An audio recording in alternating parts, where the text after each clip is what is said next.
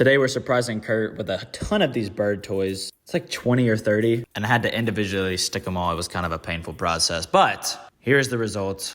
This will be Kurt's POV of the whole hallway. And it was time to surprise Kurt.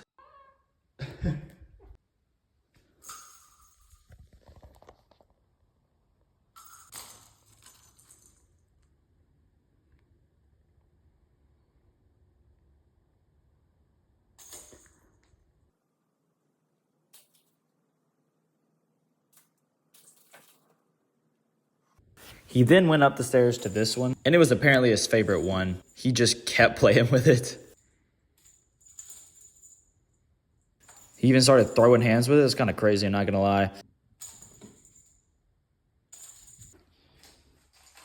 Oh, that one fell over. It was definitely a huge success. He absolutely loved it. You're welcome. What should we surprise him with next?